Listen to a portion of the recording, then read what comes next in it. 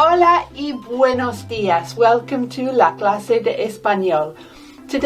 Hoy, vamos a describir la familia. This is Duolingo, lesson 2.7. We start con un poco de vocabulario. Tenemos pequeño. Pequeño means small, and I'm doing this because I think of a little pecking hen. Pequeño. We have grande, which means big. Simpático means nice. Él es muy simpático. If it's a girl, simpática, nice, pleasant. Bonita, beautiful. Guapa, good looking. Next we have bajo. Bajo means short. Now it's got the letter J in it. The letter J in español always makes a H sound. Bajo. Una niña baja, un niño bajo. The O changes to an A when we're describing a feminine noun. The opposite of bajo is alto. Alto means tall, and you can have una niña alta or un niño alto.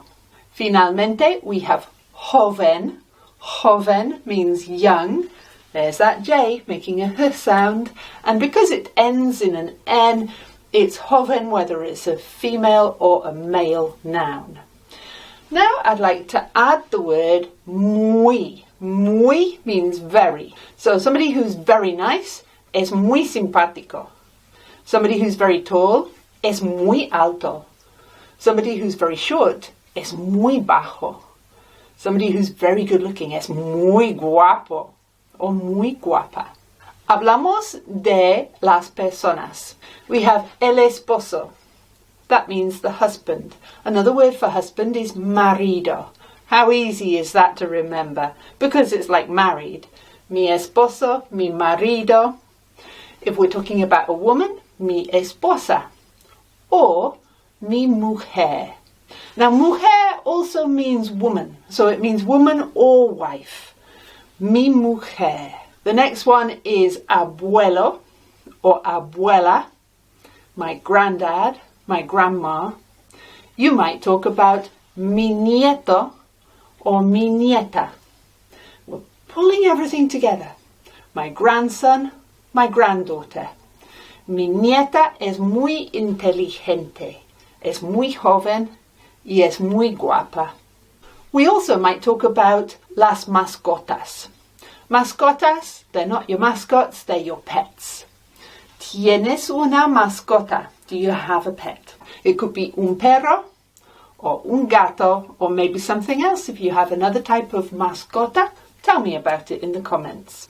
El verbo para hoy, we already had it before, we're going to do it again. Es muy importante. The verb is tener. Now we also did venir, which means to come. Tener means to have. And they're very similar in that yo tengo, yo vengo. However, tener is an ER verb and venir is an IR verb. So look at these ER verb and IR verb endings. We also know that there's an irregularity with tener and venir because the E changes to IE. So, apart from tengo and vengo, we have tiene and viene. And that's for he has or he comes. So I'll give you un momento to completar the rest of the verb tener. Bien. We already have yo tengo, tú tienes, él tiene, nosotros tenemos, vosotros tenéis, and ellos tienen. And that brings me on very nicely to one of las preguntas that I want to do today. In Duolingo they give you preguntas, and I think es una buena idea responder a las preguntas. So we'll start with ¿cuántos años tiene? This is a use of tener that we don't have in English. How many years does he have? We say, how old is he? If we're talking about tu perro, oh, ¿cuántos años tiene? How old is he? Tiene 8 años. So you're giving the number of years. Where we would say he is, they say he has. La pregunta, ¿cuántos años tiene? And if we're asking you, ¿cuántos años tienes? Yo tengo 51 años, pero pronto será mi cumpleaños. Soon it will be my birthday. Bien, next question is, ¿cómo te llamas? ¿Cómo te llamas? What are you called? If we're asking about another person to describir la familia, we say, ¿cómo se llama? So, ¿cómo te llamas? Changes to ¿cómo se llama?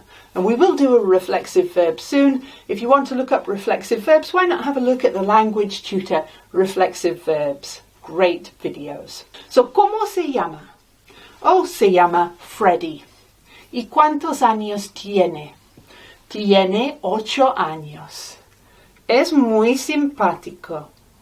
You can bring all the things together to make a full description. So that's if you're describing tu mascota. What about tu abuelo or tu hermano? Well, you can say what they do. You can say trabaja en un hospital. Es muy alto.